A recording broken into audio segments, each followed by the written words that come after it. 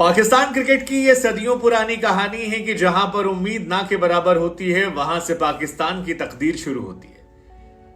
मतलब कौन ये मानेगा कि वो पाकिस्तान जो अफगानिस्तान के सामने हारने के बाद लगभग वर्ल्ड कप से बाहर हो चुका था, वो पाकिस्तान जो न्यूजीलैंड के सामने 400 से ऊपर रन खा चुका था, वो न्यूजीलैंड को न सिर्फ मैच में हराता है बल्कि सेमीफाइनल की दौड़ में अब अपने आप को मजबूती से पाता है। यह कहानी है फखर जमान की, यह कहानी है कुदरत के निजाम की, और इन दोनों ने मिलाकर वो काम कर दिया है जिसने पाकिस्तानियों के चेहरे पर एक बड़ी सी मुस्कान दे दी है। लेकिन फखर जमान वो खिलाड़ी जिसे ड्रॉप किया गया, जिससे बेंच पर बिठाया गया, जिससे पानी मंगवाया गया, वो बांग्लादेश के सामने लौटता है, प्लेयर ऑफ द मैच बनता है। वो न्यूजीलैंड के सामने बड़े मंच पर आता है, एक बार फिर मैन ऑफ द मैच बनता है।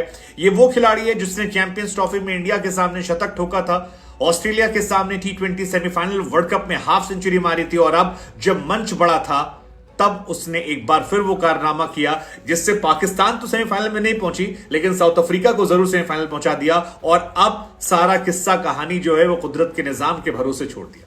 फखर Zaman the man for the big stage. जोरदार तालियां ऐसी पारी के लिए, और ऐसी पारी जो चिन्नास्वामी ही नहीं बल्कि देश विदेश में हमेशा याद रखी जाएगी। एक ऐसी पारी जिसमें फखर जमान को न सिर्फ दोबारा से हीरो बनाया बल्कि यह बताया कि बाबू क्लास इज परमानेंट। मतलब फखर जमान की बल्लेबाजी का पालम ऐसे सोचिए कि आज रिकॉर्ड्स की भरमार हो गई। रोहित शर्मा ने 7 मैच खेलकर 20 छक्के मारे हैं और उन्हें हिटमैन हम कहते हैं। वार्नर ने 7 मैच में 20 छक्के मारे जिन्हें हम एक बड़ा प्लेयर कहते हैं, लेकिन फखर जमान ने सिर्फ 3 मैच खेले हैं और उसमें भी 2 बीते मैचेस को मिला दे तो उसने 18 छक्के मार दिए, 18 सिक्सेस 2 मैच में बीते। ये रिकॉर्ड्स की पराकाष्ठा थी और ऐसे ऐसे रिकॉर्ड पाकिस्तान के नाम बन गए जिसे पाकिस्तानी भी यकीन नहीं कर पा रहे होंगे। फखर जमान एक मैच में सबसे ज्यादा छक्का मारने वाले प्लेयर बन गए। आज जो सर्वाधिक छक्के उन्होंने मारे और ये रिकॉर्ड बन गया। इससे पहले 11 छक्के शाहिद अफरीदी ने किसी ओडीआई मैच में मारे थे, अब्दुल रजाक ने मारे थे, उसके बाद 10 छक्के, और फखर जमान का भी उसके पहले रिकॉर्ड है 2021 का। लेकिन रजाक और शाहिद अफरीदी 1996 और 2010 में मारते हैं। हालांकि वो दोनों खिलाड़ी अपने टाइम से कहीं ज्यादा अहेड थे, T20 के दौर के प्लेयर थे, और इसीलिए जब वो कमेंट कसते हैं तो उनका दर्द समझ में आता है क्योंकि वो उस जमाने में तेज खेलते थे। लेकिन वर्ल्ड कप में एक मैच में सर्वाधिक छक्का मारने वालों की बात की जाए तो 17 छक्के इयान मॉर्गन ने मारे हैं, 16 गेल ने मारे हैं, 11 गप्टिल और 11 ही आज फखर जमान ने मारे हैं। यह भी अपने आप में एक बड़ा रिकॉर्ड बन जाता है। रिकॉर्ड बहुत सारे आज बने हैं। Most sixes by any Pakistani player in world cup, उसमें फखर जमान का नाम जो है आज टॉप पर चला गया। इनसे छक्के किसी ने नहीं मारे। 18 छक्के एक वर्ल्ड कप एडिशन ने मार चुके हैं केवल 3 मैचेस में, जो सेकेंड इमरान नजीर के 7 छक्कों से। पाकिस्तान के लिए वर्ल्ड कप में हाईएस्ट स्कोर वाले रिकॉर्ड में भी फखर जमान का नाम आ गया है। सेकंड नहीं, थर्ड नंबर पर है। नंबर 1 पर है आपके इमरान नजीर 160, जिम्बाब्वे वाला मैच जिसमें 7 छक्के मारे थे। सेकंड पर रिजवान श्रीलंका की पारी, और थर्ड पर फखर जमान। ये है पार्टनरशिप के मामले में भी आज बाबर और इनकी जो पार्टनरशिप रही वो 194 की रही और सईद अनवर के रिकॉर्ड की बराबरी कर ली।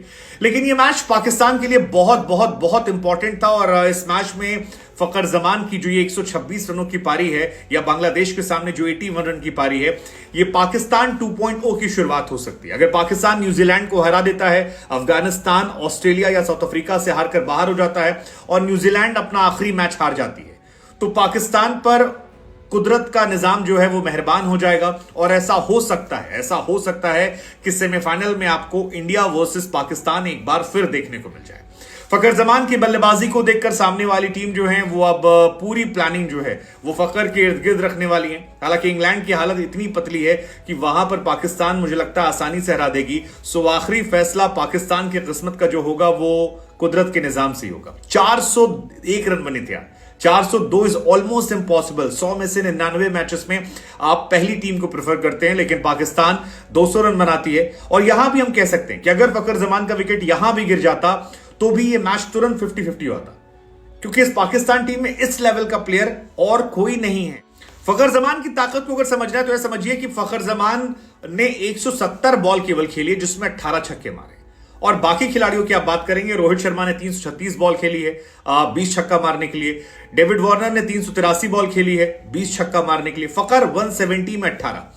484 बॉल खेली है क्विंटन डिकॉक ने 18 छक्कों के लिए। और क्लासन, जिन्हें हम इस टाइम फेवरेट प्लेयर गिनते हैं जब पावर हिटिंग की बात आती है, 208 बॉल में 17 छक्के। तो क्लासन से भी ज्यादा तेज पारी जो है वो खेली गई है फकर जमान की तरफ से। यार जबरदस्त छक्के थे यार, इधर उधर कोई शॉट ऐसा नहीं था जो फकर जमान ने मारा ना हो। और उसके बाद गजब का मैच था यार, मतलब आउटस्टैंडिंग आउटस्टैंडिंग। आप देखिए जिस ओवर में स्टोडी को मारा उन्होंने या फिलिप्स को मार रहे थे, वो आई थिंक अनमैचेबल इनिंग थी। और अनमैचेबल इनिंग का ही असर है कि पाकिस्तान एक हारा हुआ मैच जीत गया और वहां से वापस कर गया जहां से कोई उम्मीद नहीं करता। क्योंकि इस मैच के बाद कमेंट्स आ रहे थे, हर्षल गिब्स ने कमेंट किया था बाबर आजम को लेकर कि यार कोई बाबर आजम को जाके बताओ कि ये 400 रन चेज करना है। लेकिन बाबर जो स्लो खेल रहे थे उन सारी चीजों को फकर अकेले कवर कर रहे थे, सारा प्रेशर अकेले सोख कर रहे थे, बाबर को टाइम दे रहे थे, बाबर संभलने का मौका मिला था, बाद में बाबर ने भी हाथ खोले।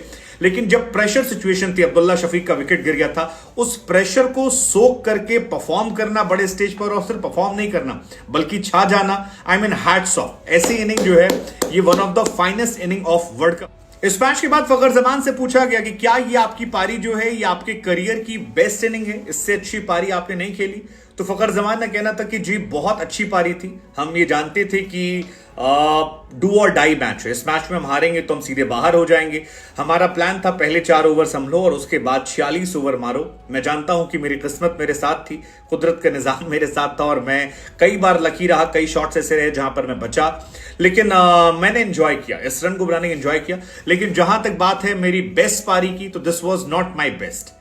मैं साउथ अफ्रीका के खिलाफ खेली गई अपनी पारी को अभी भी बेस्ट मानता हूं कि मेरी वो बेस्ट इनिंग थी।